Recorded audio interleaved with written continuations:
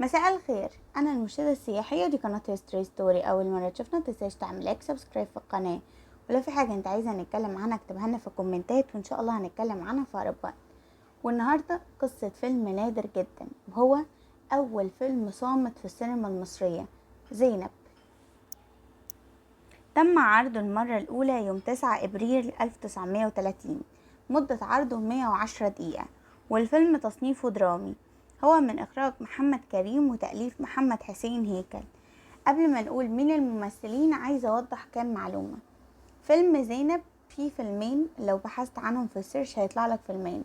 فيلم زينب تم عرضه 1930، وفيلم تاني تم عرضه 1952.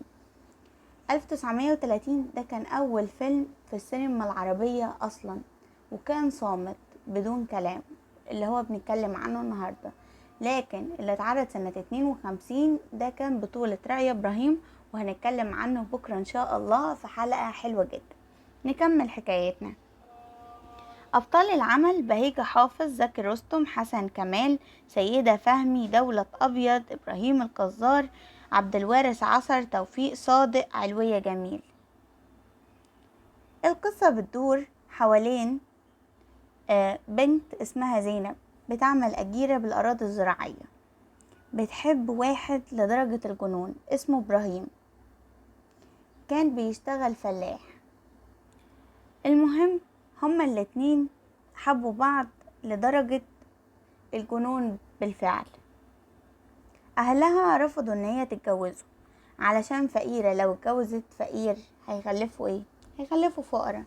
فقرروا ان هم يجوزوها واحد تاني اغنى منه بكتير، اسمه حسن، كان من الاثرياء في الوقت ده. طبعا هي رفضت الموضوع وحاولت ان هي تحل، برضو مفيش فايدة. مفيش جواز، مفيش جواز، هتتجوزي حسن وغصب عنك.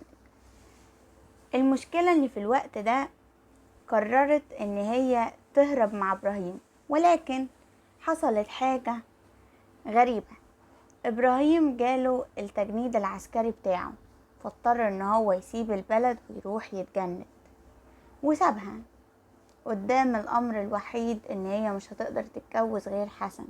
فقررت ان هي يا تتجوز حسن يا تهرب.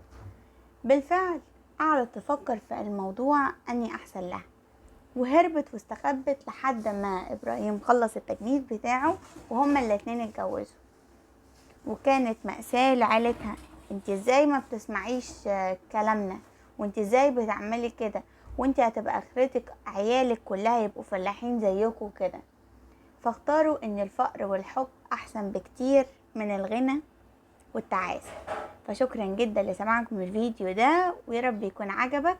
وان شاء الله بكرة هنتكلم عن فيلم زينب 2، ده الاسم الامثل ليه. تم عرضه 1952. يا ترى نفس القصة ولا مختلفة؟ هنشوف بكرة. شكرا جدا لسماعكم الفيديو ده، ويا رب يكون عجبك. ولو عجبك متنساش تعمل لايك سبسكرايب في القناة، وسلام عليكم.